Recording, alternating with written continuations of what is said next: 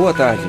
Neste segmento do Visão Libertária, vamos ao artigo sugerido e narrado por Cardozon. Reconhecida internacionalmente como remédio e commodity, maconha torna-se pivô de articulações entre indústria farmacêutica e governo. Em um dos raros momentos de lucidez, um dos parasitas que fazia parte da presidência da Anvisa, a agência socialista que te proíbe de comprar remédios mais baratos, iniciou uma consulta e debates para que a máfia deixe de agredir quem ousar cultivar uma planta chamada cannabis sativa, popularmente conhecida como maconha. Atualmente, um dos guardanapos de Banânia proíbe o cultivo de vegetais que podem servir para a produção de drogas. E isso prejudica a vida do senhor bovino gadoso bananiense mais do que ele imagina. Esta planta é utilizada há séculos. As velas e cabos das caravelas portuguesas eram feitas das fibras extraídas da cannabis. A Declaração da Independência de Trumpilândia foi escrita em papel de maconha, e a folha da maconha foi encontrada até nas pirâmides egípcias.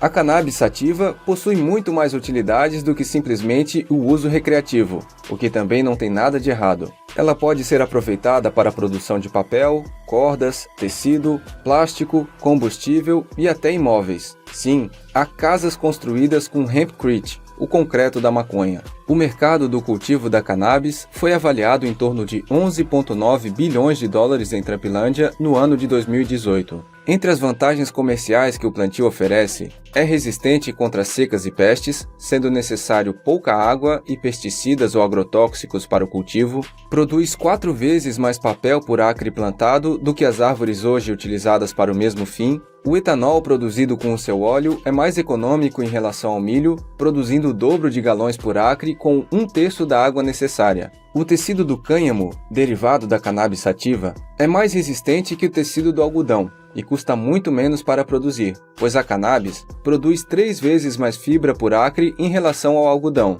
utilizando metade da água. Além de que o algodão leva em torno de 6 meses para ficar pronto desde quando é semeado, e a cannabis leva em torno de 4 meses. Uma construção feita de hempcrete é em média 36% mais barata do que uma feita de concreto e aço, além de ser termorregulável. E além de tudo isso, o canabidiol, ou CBD, substância extraída da planta, possui vários efeitos medicinais. O CBD pode ser utilizado como anti-inflamatório, antidepressivo, inibidor de convulsões, e há estudos que indicam que ele pode auxiliar no tratamento do câncer, causando a redução de tumores e inibição da metástase. Mas por causa de um forte lobby e propaganda contra a produção da planta, o cultivo dela foi banido por muito tempo, começando em Trumpilândia e se espalhando pelo resto do mundo. Até a década de 1930, a produção do papel de maconha ainda era cara, e as fibras tinham que ser separadas à mão, mas após a criação de uma máquina que fazia este serviço, os produtos derivados da cannabis ficaram muito mais baratos, ameaçando grandes empresários do ramo farmacêutico e do papel.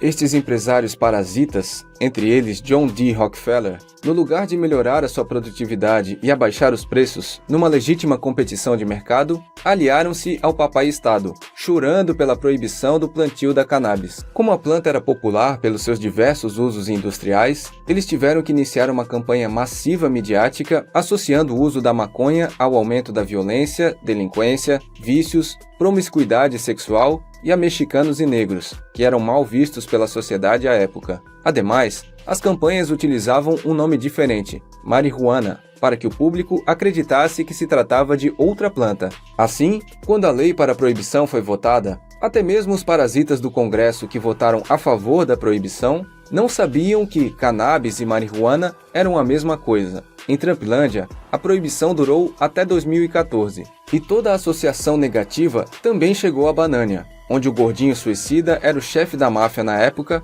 e aproveitou o embalo para proibir a maconha. Hoje, o bovino gadoso que deseja utilizar o CBD para usos medicinais tem que importar, pois a substância não é produzida em Banânia. Mas não é só comprar. Antes disso, tem que pedir a bênção da Anvisa, preenchendo um formulário, apresentando prescrição médica e laudo clínico, o que não garante a aprovação. Esse comitê de iluminados acha que tem o poder de decidir que doente pode receber o tratamento. Eles impedem que pessoas com prescrição médica e querendo utilizar seus próprios recursos para usar o remédio em seu próprio corpo, possam se tratar com o medicamento que consideram adequado se não atenderem às regras aleatórias impostas por eles. Quanto à prepotência, hoje os cerca de 10 mil bovinos gadosos que receberam a permissão da máfia para a compra de CBD tem que pagar em torno de $45 por grama, além das taxas de importação. Há tratamentos que podem custar R$5.000 por mês. Mas o parasita Osmar Terra, ministro de algum setor aleatório do comando do Bonoro, tem excelentes argumentos para manter a proibição. Pode abrir portas para o uso recreativo. Sou contra, por provocar uma série de transtornos graves e incuráveis, inclusive a dependência química, e destrói a vida de milhares de pessoas, diz o execrável, baseado em 0 estudos científicos.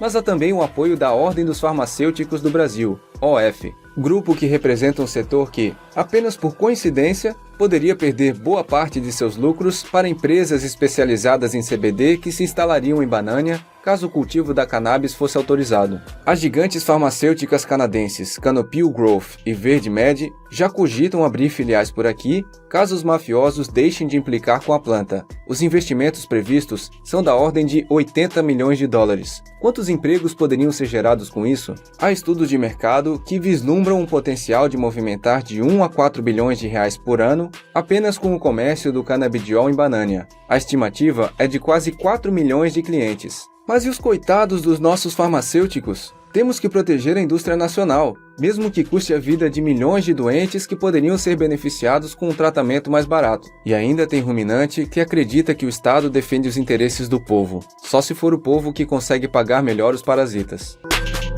Obrigado pela audiência. Esse vídeo foi patrocinado pelo Clube da Liberdade da Universidade Libertária. Faça parte deste clube você também. Veja o link na descrição do vídeo. O que acharam da narração? Deixe seus comentários abaixo. Até a próxima!